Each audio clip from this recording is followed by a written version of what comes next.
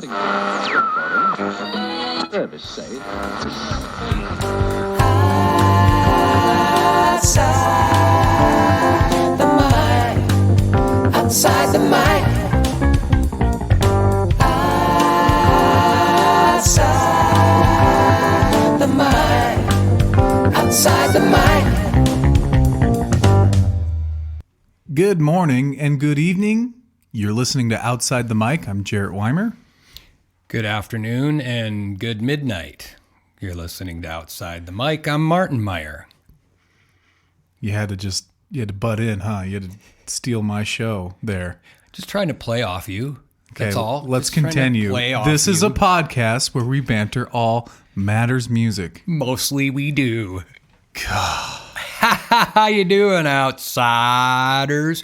Get that? I did that. How you doing? It's scripted. He's reading it right off the freaking screen, guys. It's good to be another episode in season 3. Another week into it. For us, it is nearly spring. Oh my goodness. Somebody posted something the other day, which I loved and I wished I could remember it. I always do that, don't I? Like, oh, this is a really cool thing, and now I can't remember it. No, it was about winter and then false spring. Oh. And then second winter and then another fall. And that's what we go through this time of year. But I'm just glad it's not 0 degrees and lower. Yeah. We done with that. we are in the midst of false spring, continuation of winter right now. And I will say I'm not happy about it.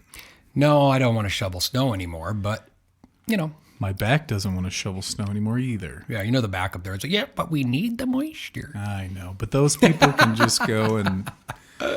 No, they're right. It's good to have moisture. I'm just cranky.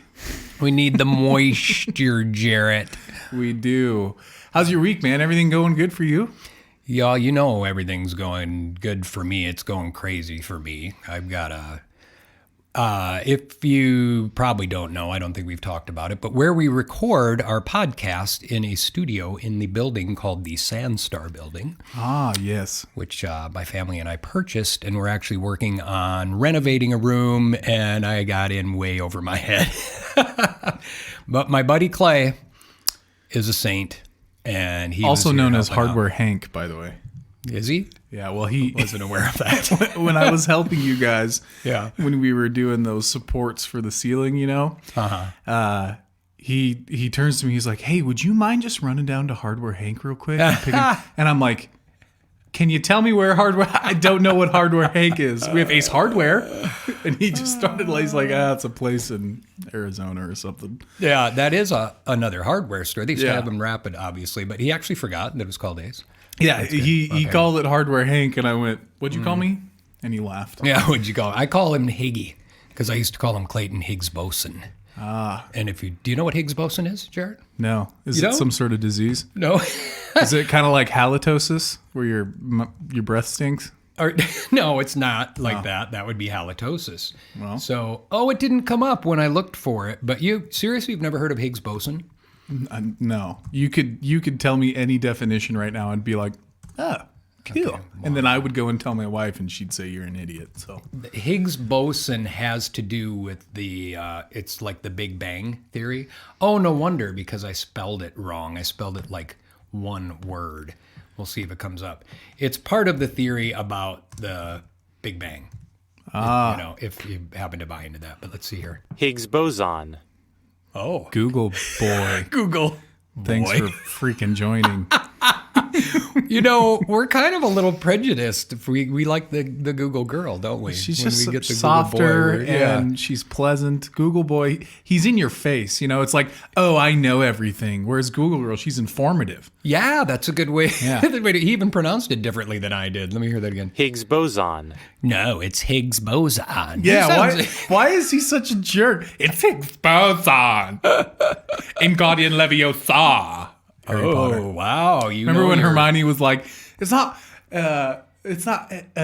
what was the word I just said? In Guardian Leviosa, it's in Guardian Leviosa. Oh, that's right. You remember that? You guys just did the whole binge watching of all those. They're Yeah, not fresh in my head. we but- caught the old COVID bug, and what we did is we watched Harry Potter the entire time. So it worked well. And did you like them?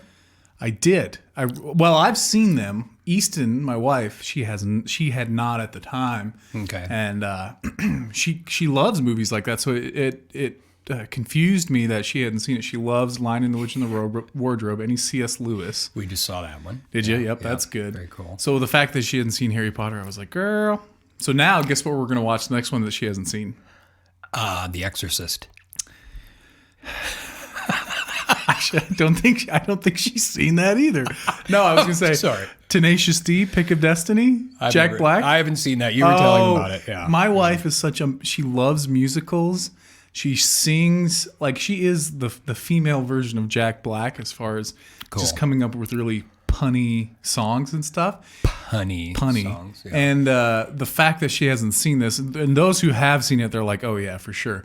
But the fact that she hasn't seen it, I'm just waiting for the right time to blow her mind with this movie because she's gonna love it. Okay, so I think it's pretty hilarious. It's our generation gap thing again. When you talk about musicals and she loves them, and then you mention Jack Black. When I think of musicals, I think of Julie Andrews. Not a musical per se, but like it's one of those movies that has song incorporated into it. So it's a musical, but it's more of a comedy. And because it's Jack Black and he's a musician, you get where I'm going. I just saw a movie with Jack Black, and before we get too off track on reviewing or talking about movies, but did you ever see First Year? Oh yeah, with the cavemen. Cavemen. Yeah, I love that one. Yeah. Hilarious. It's a Harold Ramis movie, and he did Stripes and he did Groundhog's Day, and I like everything he did. It was a sad story. I was reading Bill Murray's autobiography, and it was actually done in a different way. It's sort of like stories about what he would do to uplift and make people laugh. Did he not like Groundhog's Day or something? Well, no, he loved it. But what happened is they were really good friends, and Bill Murray was like a prankster. And I have to say, I don't remember the specific story, but he did some kind of prank on Harold, and Harold got upset and never talked to him again. Oh, geez. And even up until the day that Take a joke, man. Yeah. Were you about to say he's passed now? Yeah, he is Harold. Oh, Harold and here died. I am, there like, you go. Yeah. dissing him. Watch Okay. it. See, maybe you should just watch it. Maybe young you just man. settle down. So anyway, I think he's brilliant, though. Those are two of my favorite comedies. I love them both. My favorite part is when Jack Black, his character gets I forget what happens to him, but he feels like he's got all the knowledge, right? Does he eat the fruit, or what does he do in the movie? Do you remember? He does. He eats a forbidden fruit. Fruit, and he's like, I just feel like I got all the. Ask me anything. And the guy's like, ask him something. He goes, pass. Ask me something else. And he literally just passes the whole time. I'm like, that's classic Jack Black right there. No. Ask me something else. Pass. Yeah, ask me something else. And then something happens that he still realizes he's got some special wisdom. But back to Higgs boson. Oh, yeah, Higgs boson. Really quickly, it's a subatomic particle whose existence is predicted by the theory which unified the weak and electromagnetic interactions. Did you practice that before coming on today? I didn't, but that's not exactly what I thought it was going to be. But it does have something to do with particles and atoms and all that cool scientific stuff, which they use to equate to the Big Bang Theory. Anyway.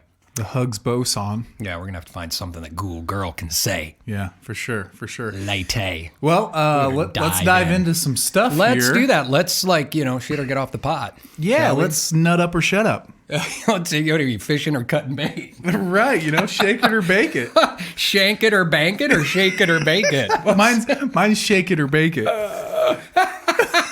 Fish it or I love those idioms. Yeah. But my favorite out of those was always fishing or cutting bait. And I don't know, I think it was because I had a friend who used it quite often, and he just said it funny. Yeah.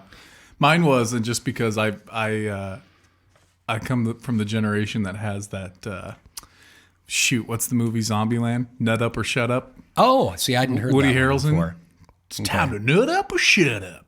So that's where that one probably originated. It originated there, yeah. How do you nut up, Jarrett?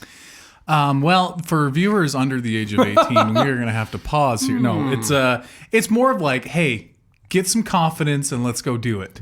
That's the clean version. Okay, thank you. You're welcome. Thank you for your clean definition of that.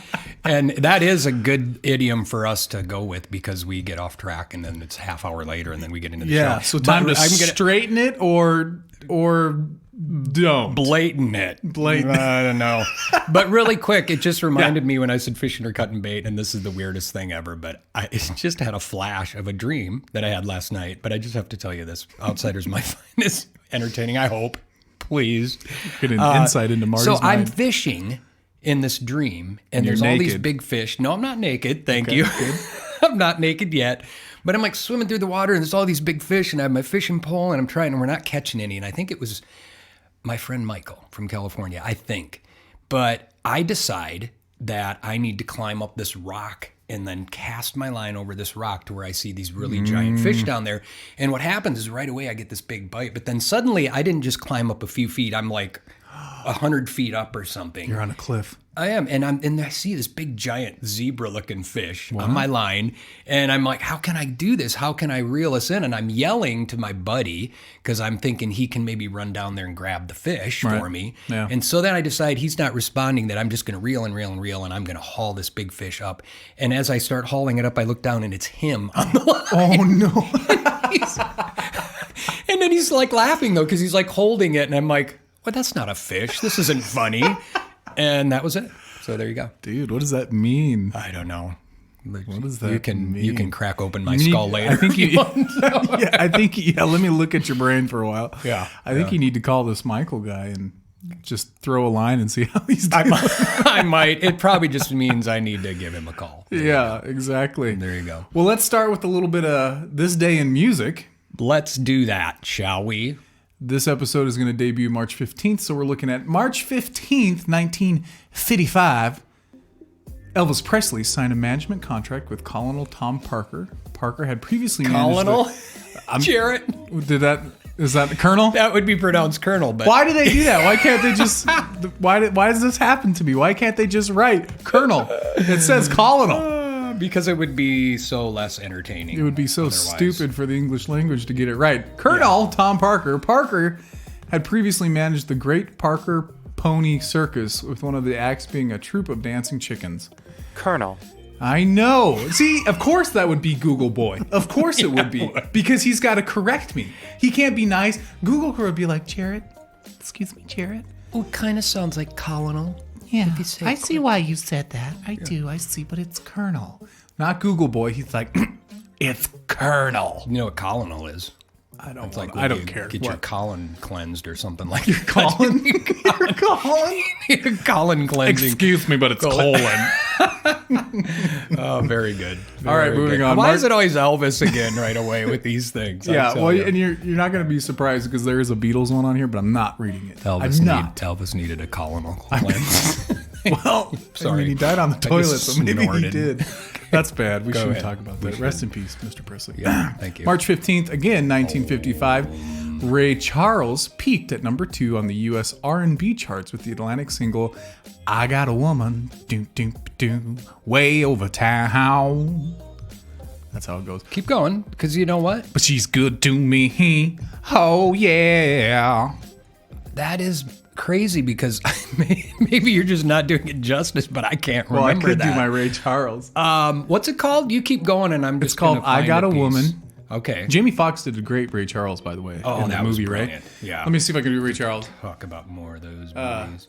Oh, yeah. He had a very whiny but bluesy voice. Whatever, Did dude. not. I live in South Dakota. Give me a break. Give me a flippin' break. Hey, I am giving you credit just for trying, buddy yeah, boy. I'll That try was- anything that was- once. Yeah, you March will. 15th, 1968, the Rolling Stones, you look that up and I'm going to keep going. The Rolling Stones started daily sessions at Olympic Studios in London to start recording their next album, Beggar's Banquet.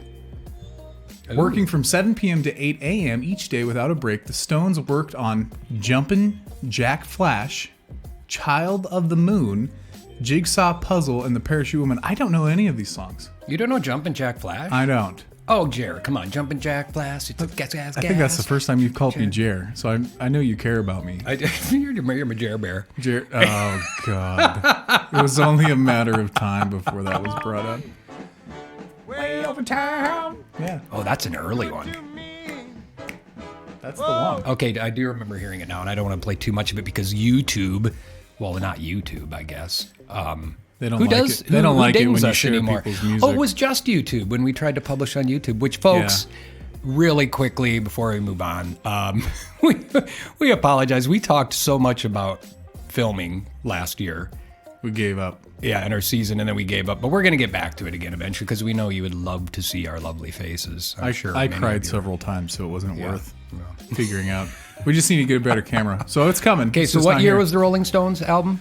Let me scroll back up. Rolling Stones album was in 1968, the year my bug was born. Wow, that's the Volkswagen. year I was 5 years old. The name, just there was Jumpin' Jack Flash. What else was there? Let's see, Rolling Stones. It was the Beggar's Banquet album, and it was Jumpin' Jack Flash, Child of the Moon, Jigsaw Puzzle, and The Parachute Woman.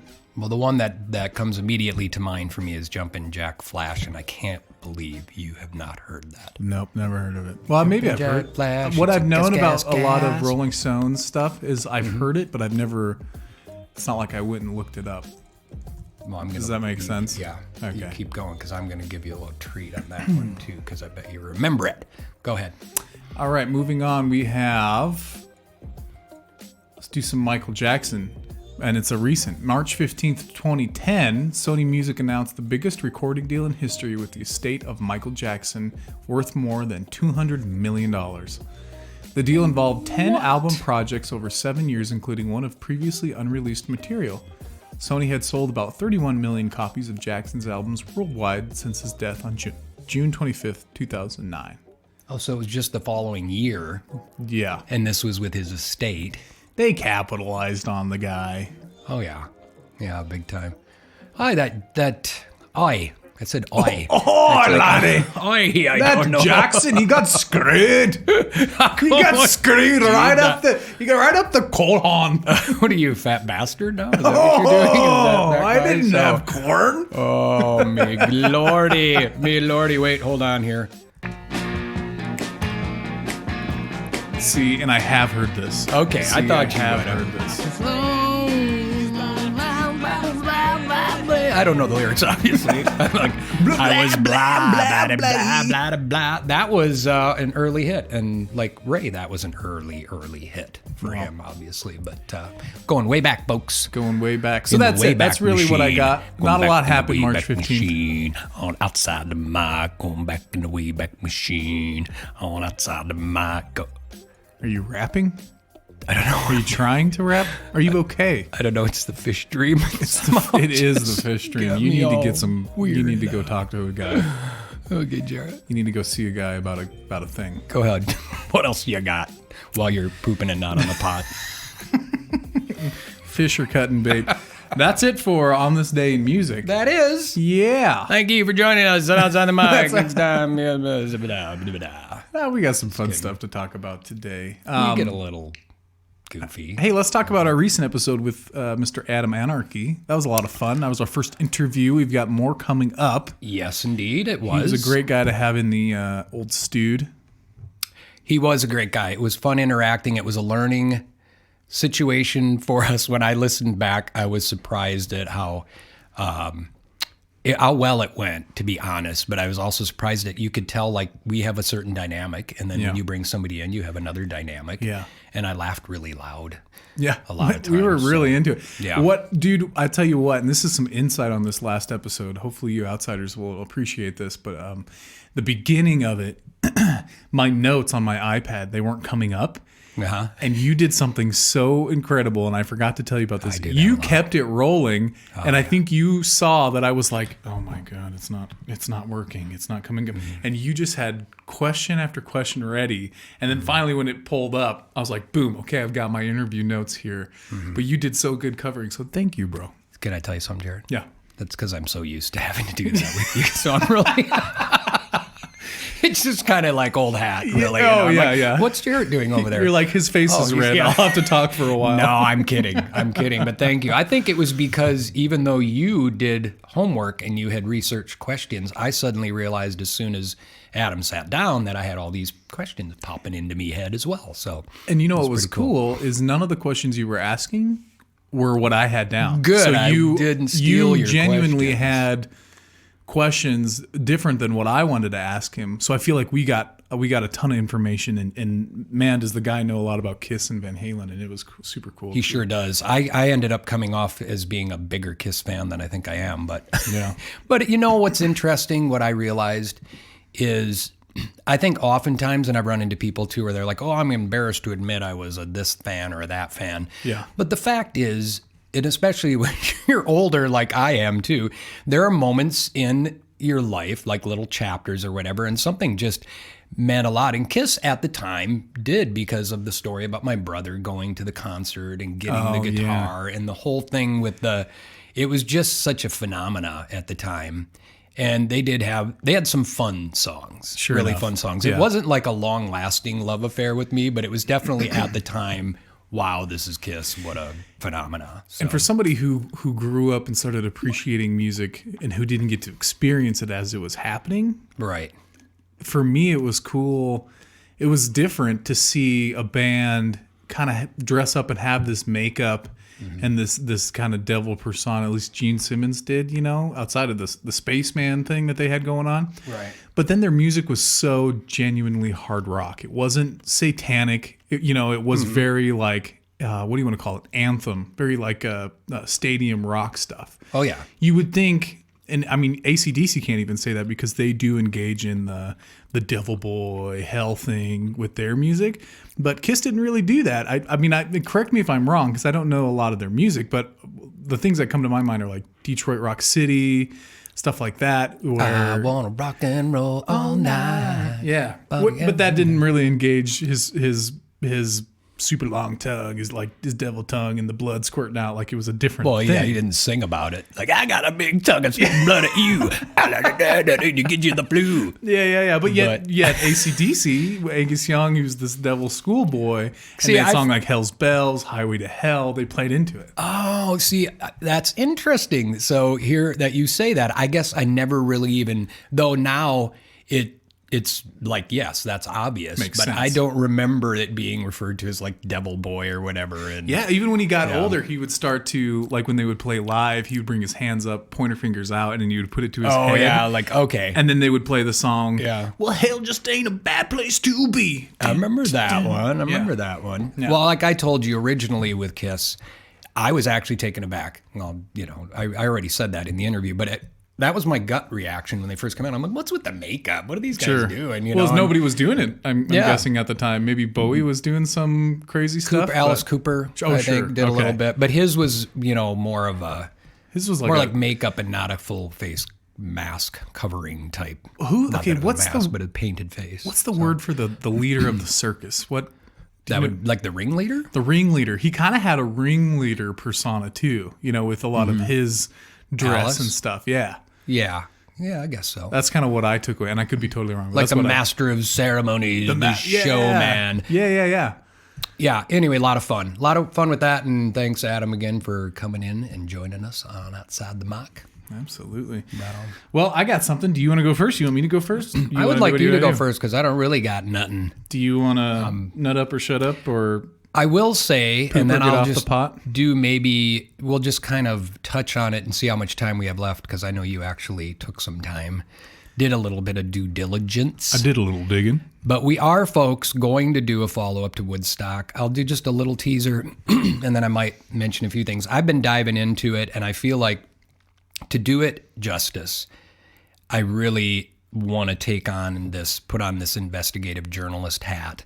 And I think we did mention it earlier, but I got a lead through my friend Bob with a gal who was actually in a relationship with the director of the Woodstock movie, Michael Wadley. And I've talked to her, and she has put me in touch with the associate producer, and I'm not promising anything for sure, but there is, being optimistic, there's a possibility that, one or both of them will be involved with the show in the future. But we're going to wait. So we did say part 1, and for all of you who are, I'm sure, just going like, oh, I can't wait for part 2 in 2 weeks. It didn't happen. It will happen. It's a part. It's a part put it 2 that that way. happened 2 decades later. Yeah, it'll be next season. No, we are going to do follow-up, and I've been learning some really cool stuff. And if we have time, I might just share a few tidbits, but we are definitely going to have a Woodstock Part 2. And that's the cool thing. There's no rules Yeah. when you're doing a podcast. Really, That's our rationale. we're in the Wild West right now, and we're just rolling with it. So if Part 2 comes later, I'm cool with it. Wild West. Okay, so my story here, it's kind of cool because, when we originally started, It's at least kind of cool. it's kind of lame, but no, I'm just kidding. It's super cool. It kind of follows to the criteria of how we started outside the mic, where we wanted to have insight of what musicians would do outside of their career. And this is kind of cool. This follows along the line. So it's going to be about Brian Johnson, who's the lead singer frontman for AC/DC. Imagine that. We're talking about AC/DC. Who is singing again? Who is singing again. Very cool. He stopped for a while due to some hearing loss. I don't know. They must have rectified that, or it came back. I don't know. He's got a big old hearing aid or whatever. But, Does he? Yeah. Well, I guess that... Okay, I was thinking it was something happened with his voice, but that's right. It was the hearing. It was a hearing issue. thing. Okay. Yep. All right. It was a hearing thing. And maybe it was a situation. I'd have to look into it, whether it was just a doctor said, hey, if you continue this, you're going to lose your hearing. Right. You need to take a break. Or it was, you're losing your hearing. You better not do it anymore. I don't know. Got it. Either way, he's there. He's back at it. Absolutely. So Brian Johnson has started doing some TV shows. Okay. And it's super cool. The two that I'm aware of is... I think the one is the Cars That Rock show, where he kind of showcases. He's a race car driver. When he's not doing AC/DC, he races cars. He's a big car enthusiast. Yeah. How old is the guy right now? He's got to be probably 60s. Yeah, Wow. I don't know. I didn't look that up, but I'm sure you could Google girl that one. Okay. I'm sure you could take the burden of doing that.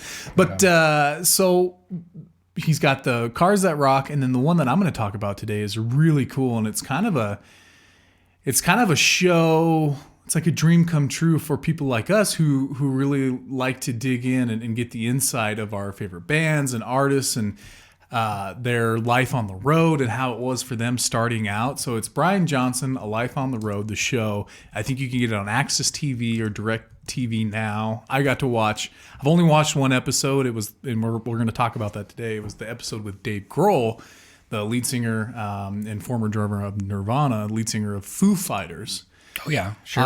Yeah. Super cool show. I really like him. Everything I've seen him in, he's very engaging and obviously really talented. Dave Grohl, yeah, musician as well. Yeah. He is. He's kind of an idol of mine. I've got a lot of respect for him, and really a true pioneer of like the 80s and 90s punk and kind of what we would consider today as like the hard rock of that time.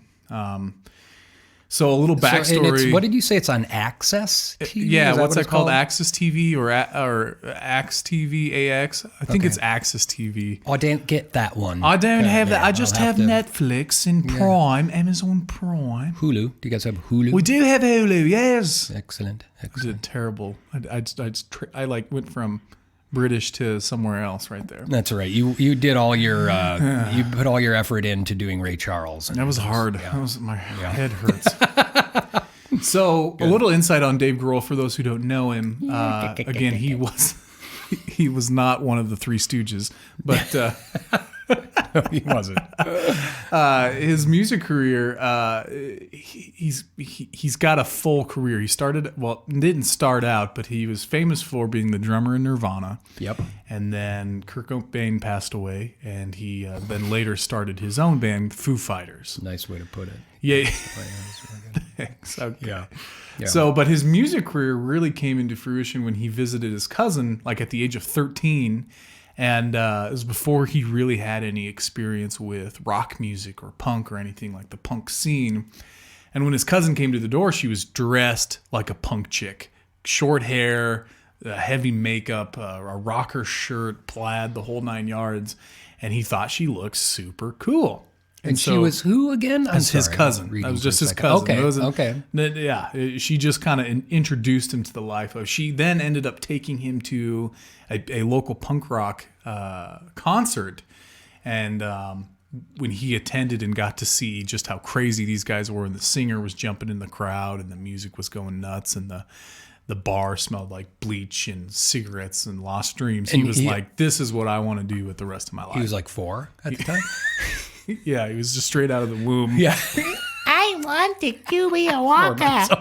This is what I want to do. Yeah, he was 13. 13. Thank you. You did say that. I remember. Yeah. You're not listening. You're just messing And with folks, ya. he's drinking a kombucha apple cider.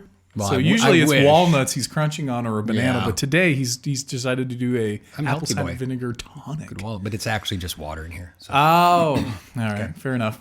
So he got first introduced to that. That's how we discovered he really. And I'm giving some backstory because it was just really cool to hear the insight that Dave Grohl had when he was interviewed by Brian Johnson. Okay. And so that was his first experience. And I kind of want to ask you, Marty, what was that moment for you when you first that you can think back? What was the first moment for you that you were like, man, music, that's what I want to do? Was it at a young age? Was it later? You were already playing the piano? How did it go for you? Am I asking too much of a question? No, Jerry. Is this too much for a first date? Where do you see yourself in 5 years? But this isn't quite our first date, so I can What are your deal thoughts on marriage? So really quick, what's the name of the show again? So back up, yeah. So the name of the show is Brian Johnson. I think it's called A Life on the Road. A Life on the Road. Okay. Yep. So I'm just trying to remember so I can check it out too. Yeah. That is an awesome question. And I think I already told one of the stories about my experience growing up with music. The one thing I immediately think about when you trigger that sort of a memory is that my mom always told me that I would whistle before I could walk. Oh, wow. So I would actually crawl around or toddle around or whatever you little buggers do when we're that age, us little buggers. But I would not be whistling a tune, but it was sort of like or something. So then after that, the next stage was I was always just obsessed with our piano.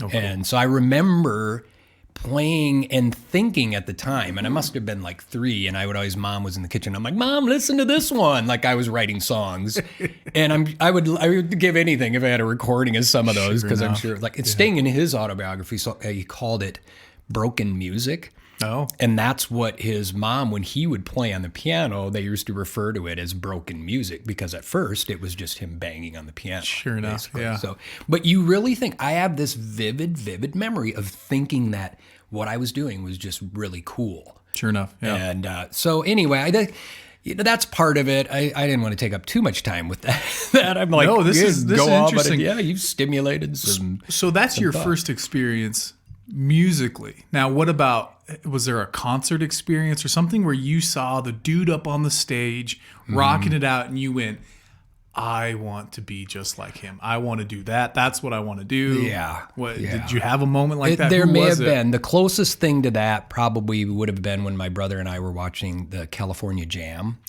which was a live, and I think they did it maybe a couple years. I might have to look that up too, but I just remember Cal Jam, and it was something we watched on TV, and I saw Freddie Mercury. Oh, yeah. And he was Great at his frontman. piano, and then they raised the piano up into the air, and he was sitting on the bench, and the whole thing went up in the air, and I was blown away. And I think that would have been a trigger for one of those sort of thoughts, like that's what I want to do. And then I had a little band in high school, and we've talked about that before. Yeah. So Yeah. that was by then it was like, yeah, Same. that's yeah. what I want to do. So my first experience, so I'm just going to kind of correlate with what you said. My first musical experience, they noticed when they did the little, what do you want to call it? Little ultrasound.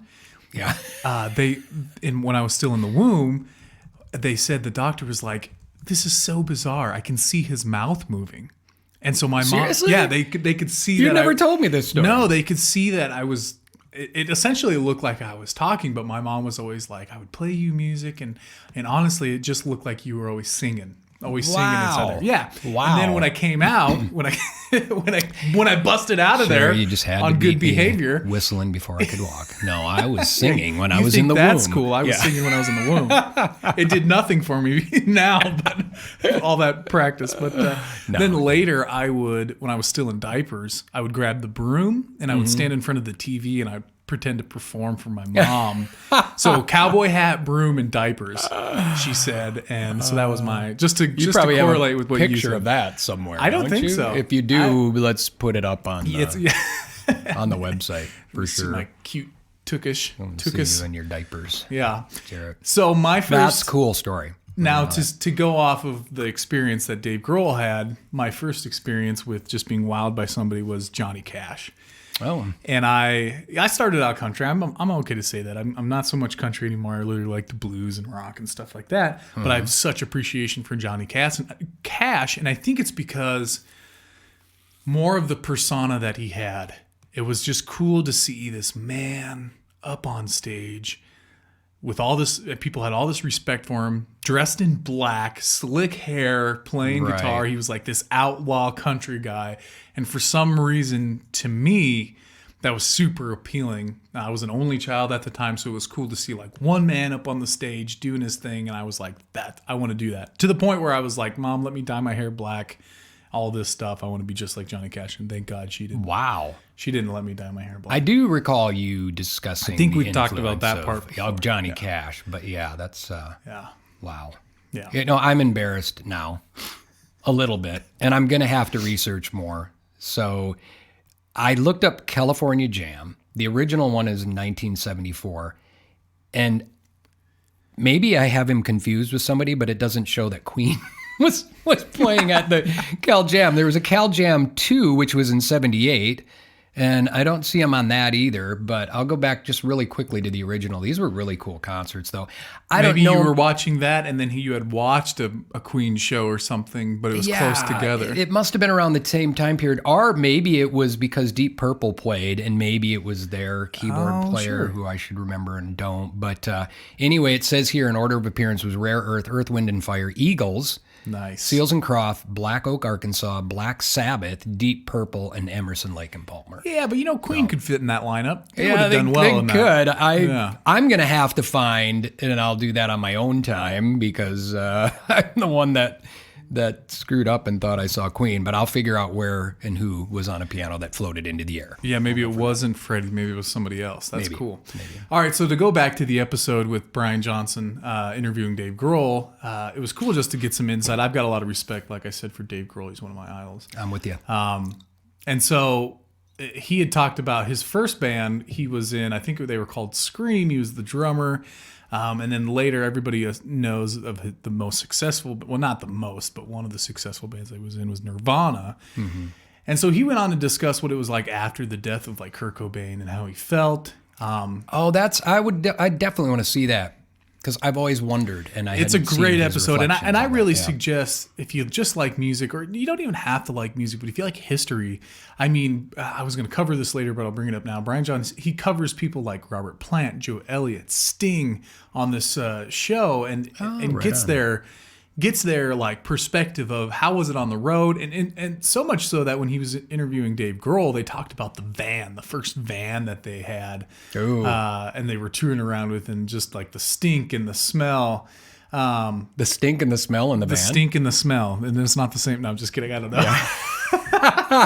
But I told you we had a van. Yeah, well, see, I was on the road, and that's my next question for you, and we'll just cut right to it. Was, Dave Grohl was explaining just how they shoved all their gear into this van, and then on top of that had like the band would sleep and ride in this thing on with their gear in the back and all of that. Yeah. And I never had that experience. I was early 2000s where most of us, and this was high school, we had cars. We had beater cars, and I remember when I bought my Jeep that I currently have right now. I bought it because I wanted a vehicle that I could lay all the seats down and throw my gear into it. And dude, I did. I like that. It's a Jeep Commander, and I was able to fit an entire drum set, an entire PA system, like 2 amps, 4 guitars into this thing. Wow. And still have like a buddy ride with me to the gig. Now the rest of the guys all showed up in their own cars. So that's the difference. Like we didn't all pile into a van and go together, but when we would go to gigs, we would just meet up there. So I think that's the disconnection that I have, not being able to grow up in a time where that was really the thing, is to pile in a van and go. Yeah. It was a Jeep Commander, so not before you. No, had it's the the one Jeep. I have now. Yeah. Oh, that one. It's you're still the one referring that to. I have now. Okay. Yeah. Okay, gotcha. And so it was super cool. And Dave mentioned, and I've said this multiple times, just joking around, it was like playing Tetris. Everything had to fit in the van just right. Yes, that I recall. In order, Yes. So that's okay. So that leads to my question. Tell me about your van, your first experience on the road. What was it like? Did you pile in all together as a band? We did. And the thing is, we didn't sleep in the van. You didn't? No, we always got a room. Okay. Or else we were playing somewhere where he knew somebody and where we knew somebody. and we would stay in their house. But the interesting and pretty cool thing is my brother still has the van. No. What kind of van was it? It was a Ford van, an Econoline, like a 1979, 80-ish, somewhere around there. Econoline. That's hilarious, dude. Real quick, just not to cut you off, but that's the van that Dave Grohl had. It's an older one, though. I don't know if yours was super old. This was like a retro Ford Econoline, but he has it totally restored. He talked about how he takes his girls to school in it, and they're like, "Everybody's staring at us, Dad," and he's like, "It's because we're cool." Yeah. So that's cool. So do you remember what year the Econoline was? I just said, I think. Oh, I'm sorry. That's usually me not paying attention, but now you are. I just got excited and I blew through all of the details. It happens. It's okay. I think it was probably a 78 or 79 or 80. It was one of those, so it was right in that time frame. But he had the two captain seats, and then in back, I think he had taken some seats out because we put in a couch. Oh, wow. So we had a couch along one side of it, and at the time, we would actually go, this is when you would rent a video player at the store and VHS tapes. So we had a TV and a video player, and then we would watch movies on the road while we were cruising. And then we always had a trailer that we would basically rent a U-Haul. And it would usually be like for a weekend or whatever when we were doing a gig. And it, like you said, with Tetris, that it was totally, I didn't even know about Tetris then, but that's exactly what you would have to do. You'd have to fill this in. It was like a little puzzle and it would only fit one way, and you might experiment with another way. But yeah, I loved cruising in the van, and I'm pretty sure, I believe we didn't have to take another vehicle. We were all in the van. All in the van. See, now that's the experience I wish I could have been a part of, because we would have just all show up, in our own cars or whatever. Yeah. I had the car that could lug the gear around, so I got to experience that. And usually it was me having to put everything in there on my own and stuff like that. But now that's cool. I missed out. And he would say after shows we'd come and we'd take our sweaty, stinky clothes off and throw it in the van. And he said then when he would get home later and he would let the van sit for a while or whatever, and then he would go to open it back up, and he said the smell that would come out of there because of all the clothes and stuff that was in there. He said it was god awful. That I don't I think maybe because it wasn't like, generally we weren't on the road for a week or anything. It was usually a weekend. Okay. And so you guys, you had a room you weren't where living we could go out shower. of it. Yeah, we weren't necessarily living out of it. We were just cruising in it. It was our road vehicle. I've got to find a picture, because I know there's one picture at least that comes to mind where we're standing in front. And there was only 4 in our band. We were 4-piece, and then we usually had a sound man. Nice. So it was probably 5 people. You'd have 2 sitting in front, and then you have 3, maybe somebody laying on the floor and a couple people on the couch. Sweet, dude. I bet that was great. What was your longest stint of shows? You said weekend, but do you recall the time? I do, actually. And it was the first year when we had that band. That was a band I told you called Benny Puppet, which still to this day, that name haunts me. The Benny Puppet Band, but because my brother had a nickname, he would call me Benny at the time. And it wasn't necessarily because of that, but our guitar player came up with the Benny Puppet Band. I wish I could remember the alternatives, because I don't remember what the other choices were, but they were obviously pretty bad. Because we chose the Benny Puppet Band. And everybody would say, I've told this before, they're like, who's Benny? They would always ask, who's Benny? It's like, nobody's Benny, it's just the Benny Puppet Band. That makes a lot of sense, doesn't it? Anyway, what were we talking about? So your longest stint of shows. Yes. At one point in time, I recall we played, I think it was either 7 out of 8 nights in a row or 8 out of 9 nights in a row or something. We had a bunch of gigs. It was during the summer. We played this little outdoor festival somewhere near Gillette, Wyoming for a couple nights. And it's a little bit of a foggy memory, but I recall that. And I remember being really exhausted, but also being really fulfilled because it was like I'm doing what I love and Yeah. this is a blast, and we had some pretty good crowds or audiences at the time. So yeah, that Dave was Grohl had similar feelings. He says still to this day where they would, and of course these guys are touring for months on end and going international or whatever. But he says every time he comes home, he goes, "That's it. I'm done. That was terrible. I'm never doing that again. I'm going to take 2 years off." Yeah. But then he would Yeah. joke about, and he would say, his friends would go, "No, you're not." And a month later, he'd be jamming and calling up his bandmates and going, "We got to get in the studio stuff." So my longest one was like, we went to Montana and we did a weekend.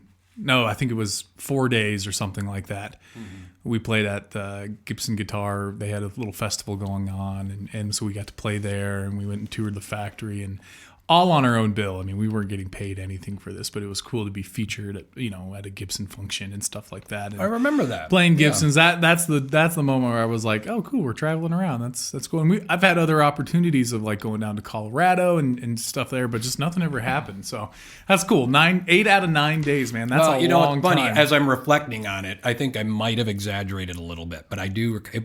It was probably 7 out of 8. Or 6 out of 7, or maybe 4. No, I'm just kidding.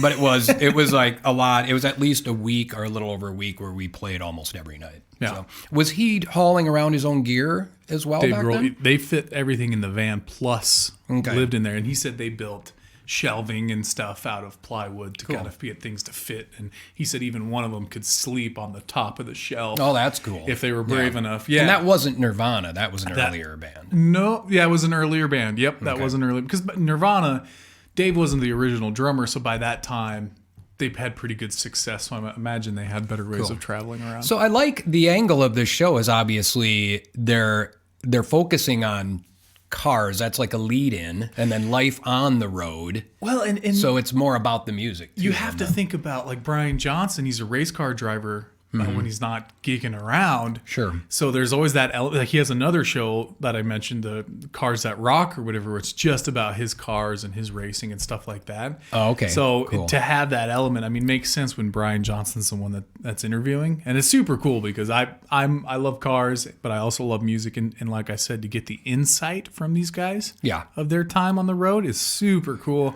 I would think I would appreciate that. So I'm going to check that out for sure. So back to Dave Grohl's, his time after Nirvana, the rug had been pulled out from him after Kurt's death, and he's like, I don't know what I'm going to do. I'm never going to play again. And so what kind of made him get back into it, and it kind of was the birth of the Foo Fighters, was he had received a card, and it said something along the lines of like, it's okay if you're not playing music right now, but just give it time, you'll get back into it. And Dave said that really impacted him, that somebody would like cared about him and in that way, and that just kind of, he was like, yeah, I gotta do something. I'm gonna get back into it. So Okay. something that we can relate to with Dave here is that when the first Foo Fighters records, he played every instrument on the thing. There wasn't a band. He didn't have other members, but he knew that he wanted to start this band, but he had all these songs he'd been writing and sitting on, and he wanted to release them. So he did drums, bass, guitar, singing the whole thing. I did not know that. Yeah. Seriously. Well, 'cause in and then this- he enlisted the band afterwards. And so then he finds the members, Okay. because he was talking about, and where they met, where Brian Johnson met Dave Grohl in this show was at the Foo Fighters studio. Okay. And it talks about how Dave Grohl got the old analog board from Sound City when they closed down and stuff like that. I do remember that. I saw that on a Yeah, and that's the documentary, one yeah. like Petty played, went through this board like a bunch, and they've got like a reel to reel in there. It's super cool. Like Dave's definitely, I just think he's a swell guy because his interests are similar to mine, and I love the old stuff, and I geek out on that. Yeah. But the point that I'm trying to make is like he did that Doesn't all take himself. much. Geek. Really, but- I'm sorry. Shut it. Oh, did I say that? Was it? Yeah, Go you ahead. did. So I think for us, because we do a studio together, Yes, we do. and there's times when we're working on our own stuff or we're working on stuff for clients, Hmm. and we don't have a drummer, we don't have Hmm. strings or whatever. So there's been times where you and I have had to play the instruments Hmm. or MIDI play the instruments. Yeah. So we played a song by you, one of our last lives that you just recently wrote, and you're a piano player, but you wrote it on the guitar. yeah. So I want to hear more about that. Like, what was why the guitar? Was it just the vibe of the song? How was it for you writing on something else? And when you go to track this song, What are you gonna do? You gonna do piano? You gonna do guitar? You gonna hire me for $100 an hour? Where What is did it? this segue come from this? Because he played all the instruments himself on the gotcha. Foo Fighters, and I'm like, you know Okay. what? I've done that before. So, because I'll start with me first, and maybe this will give you. Yeah. So I like for the way me- how you made us sound so professional for a little bit where you said our clients. Yeah, our clients. All 5 of them in realized our lifetime. No. You were talking about us. And then I'm like, okay, no, we've had more than that. But okay, No, tell we've me, had more tell than me your that. story quick. Yeah. So, just so what I can relate is, so I also play the drums. Mm-hmm. And it really started out because we didn't have a drummer, and a lot of times we needed something like that. Mm-hmm. So I could place a few beats before, but I felt myself like, you know what? I'm not going to rely on somebody else. Like I want to learn how to play the drums well enough that if I need to lay something down, play a beat or whatever, fill in, I can do that. And so I taught myself how to play the drums just so we could use it in the studio or I could play out live, you know? So, and I feel like you've done the same thing. You've taught yourself how to play guitar. You play some bass. I mean, and then I referred to the song and I can't think of the name, bro. We just played it. But it's a song you wrote in Cancun, and I think you should talk more about that whole story too. We talked about it in the live, but never on an episode. I don't even remember what it's called. No, but by the way, I forgot to tell you, Rush called. Rush called? Yeah, they're looking for a new drummer. So Ah, yes. I'm sorry, it's too early. We love Neil. Dude, that hurts. Yeah. I'm sorry. But it's called. I would puke and I wouldn't do it. So Yeah. because I'm a terrible drummer, but I would get by. Yes, my brother, we talked about this. You are going to play with me on this song, and we need to start tracking it while it's still do. fresh. And I think the reason I can't think of the title is because I was having a hard time deciding what it was going to be called. Sure. Because it was, if you got your mind made up, you know, what's it made up of? Sticks down, da da da. And then there's a thing where I said, if I don't have too much today, I don't have a set title for the song yet. So there we go. But the whole thing with the guitar is, and please, folks, do not think that I play the guitar. I can play enough to, and that's what's really fun for me, because you know my song Skin and Bones, and I told you that one I wrote on the guitar too. And so it gives me a way different perspective, because obviously the piano being my main instrument, when I sit down, I know what key I'm playing in and I know my chord progression and this and that.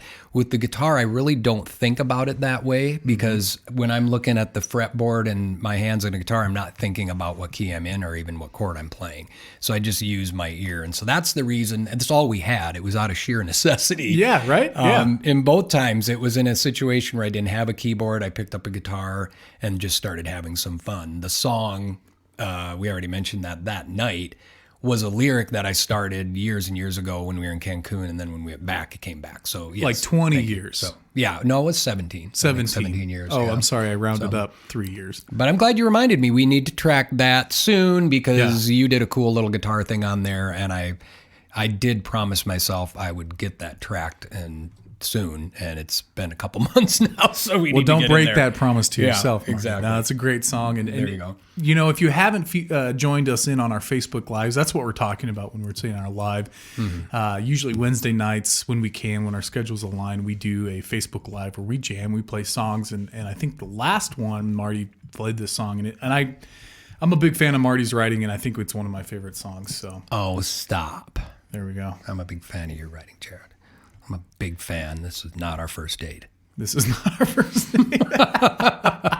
Just so you know. Yeah. So, I mean, it's really cool. And I didn't even get to finish all of the episode with Brian Johnson on the show he did on Dave Grohl, Life on the Road. Well, now I have to get Access TV or whatever. Well, no, it is, you can watch or- it on YouTube. That's where I did. Okay. They've got some episodes on YouTube. And you should check out the Sting one, since you're That's Sting, what I there's was one just on going to there. say. I definitely want to check out Sting. But like I said before, I mean, just to hear Brian Johnson, who's this legend in and himself, I loved it. And he's English. He's got that English accent, you know, just a cool dude.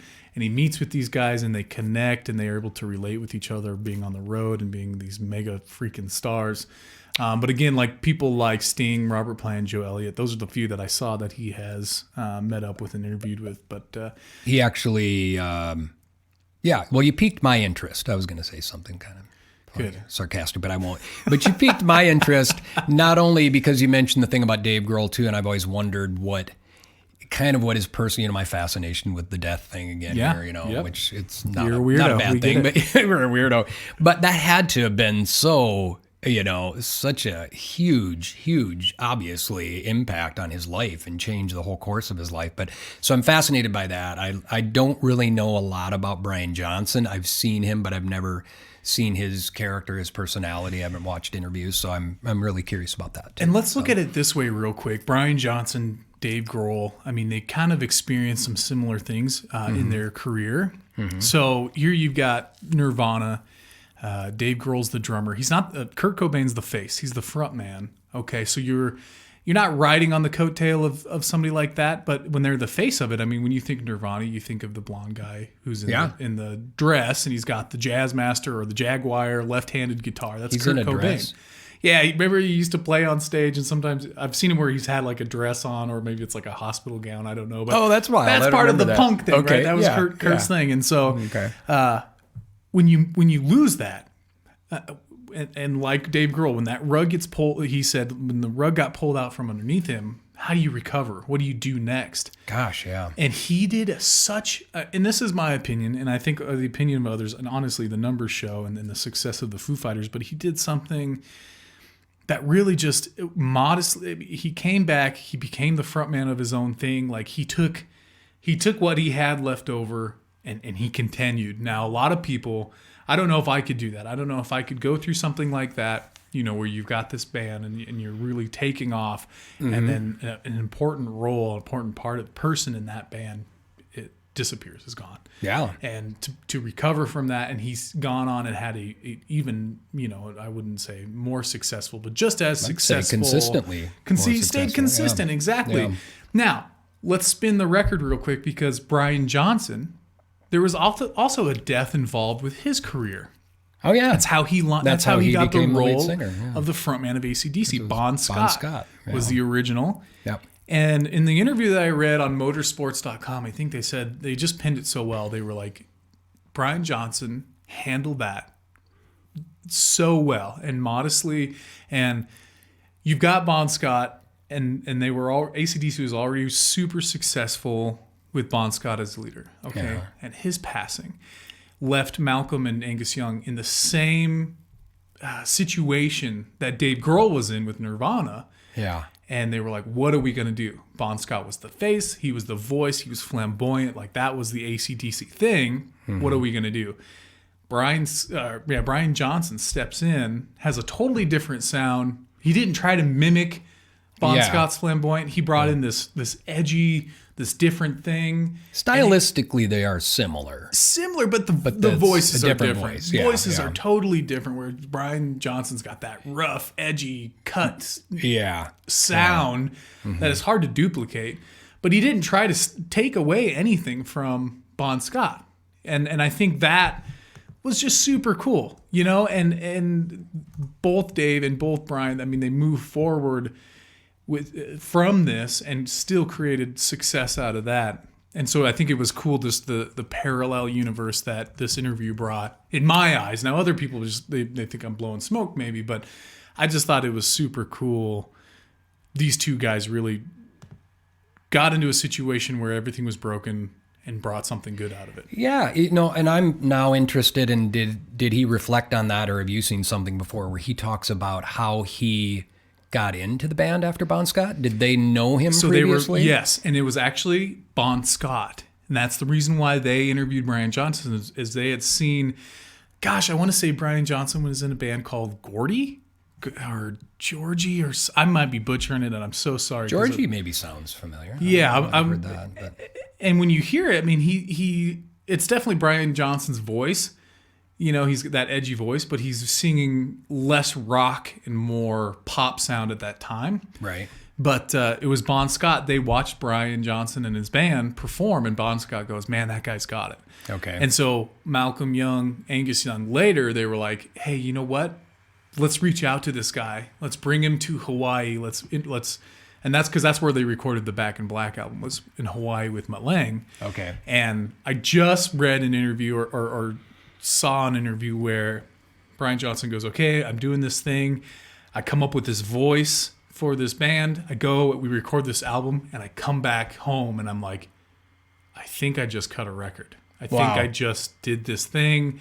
I don't know. And he said at that time he wasn't sure. Yeah, he was like, I don't know where this is going to go from here. I'm back in my normal life, but I just spent all this time with these boys doing this thing. And he said when the master that he received came in the mail of Back in Black, his buddy was like, "That's not you. That's not going to work. That voice. That's not like his buddy like questioned him, and he just remember going, that's it, you know." And I think he said something like, "I went down to the pub and I drowned my sorrows because I just thought this isn't going to work for me, or this isn't going to go." And then of course Back in Black, you know, and they loved it, seller. and it was a huge. Why? I wonder why his buddy said that's not you, because he had heard him sing before. If you hear Brian Johnson sing, I mean, yeah, he's got that raspy voice, but it's different. He definitely put more of the edge and that screech sound. Okay, so he notched it up a little bit. Yeah, definitely was like, I'm going to sing really higher. And I think he even talked about in this interview how he kind of transformed and found that voice for AC/DC. But it definitely was his, because you can hear the similarities in his old band to where AC/DC, like, it's definitely, he didn't just like, you know, he didn't just do like the Christian Bale Dark Knight Batman voice. He was like, no, this is my voice. I'm just going to amp it up a little bit. Well, you needed a bit of an edge to make AC/DC continue on that trend that they were on, that matched stylistically what they were doing. But he wasn't trying to imitate Bon Scott. But on the other hand, he couldn't sing like Elvis Presley, because it'd be like, that's not AC/DC. Right. It was the perfect voice to come back for. And I think the whole Back in Black, it's dark, it's rock, it's like we're what's the word? Revitalized. We're coming back from the dead here kind of thing. Yeah. I think everything that they did, even coming down to the logo with like the points in the AC/DC logo and stuff, the lightning bolt, I think it just all played into we're Back in Black. So this is blowing my mind right now, because I was not aware, and I wanted to look up because I saw Bon Scott live. Yeah, I know. That was one of my first concerts. You freaking stinker. I envy. I wish I could take your eyeballs in your brain and just watch it for a while. It's a little grotesque there. Please don't. I know you wanted to rip my throat out. Yeah, that was weird, wasn't it? I'm sorry. That's okay. I got you. So I was not aware, and I'm looking on YouTube, and we're going to get all busted for copyright stuff here, but there is a version of Back in Black with Bon Scott. No way. Yes, it says Bon Scott. I want to hear it. Play it. I don't care. We won't throw this on YouTube. I was not aware, so maybe it was something they were working on, the track, but I always thought that was the whole theme, and we're Back in Black. And okay, here we go. Let's try this out here. Let's see if it is. Maybe somebody's messing. Oh, come on. I think this is junk, man. But go ahead. Okay, that's his guitar. Where's his voice? Come on, we're going to get busted here.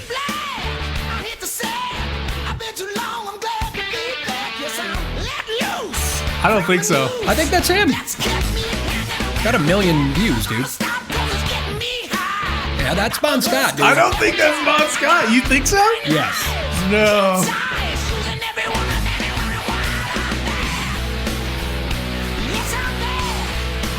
I think it is, but we're going to have to do more. We're going to get so busted. Let me just give you my observations real quick. You look into it further later. We'll talk about it. 2 things. The guitar. Maybe you're right. The guitar was not stylistically Angus at all. No, it wasn't. It was too metal sounding. It was too, whereas Angus was more bluesy.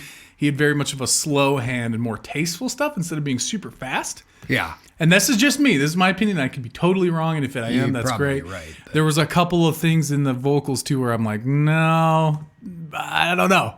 I could be wrong. See, I got to find one with him actually singing. Yeah, pull up a Bon Scott. I don't think he had that rough sound, though. He was more flamboyant. Oh, let's see. They had Highway to Hell. I remember that. There you go. I want to turn that off. I don't want to hear an ad. So let's see about Highway to Hell really quick. This is live German TV, so we'll see how that sounds. But I've got to get through an ad first. We're going way off on another tangent here, but I don't care. This is kind of fun. This is.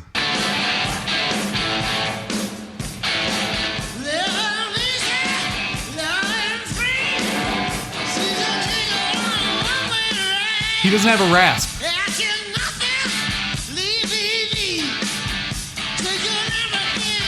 Okay, and that was a live one. But, and it would make sense that somebody what a way to pull people in if you're Yeah. gonna get them on YouTube. Right. But we'll have to research this. Look now. into that. It's That like, would be yeah. if it is, dude. I would be shocked. But if I want to remember from everything that I've read, I want to say Back in Black was written You would after think. the fact. Yeah, you would think. I so. could be wrong. I don't know. But yeah, I mean the two singers. Bon Scott again was flamboyant. He was shirtless. He was the way he moved on stage. Yeah, Whereas Brian yeah. Johnson was more like, oh, like in your face. I'm a rocker. I've got my cutoff shirt. I've got my flat cap. I'm a UK boy. I don't know how to say it. I'm a newsie. It's great. And what a good.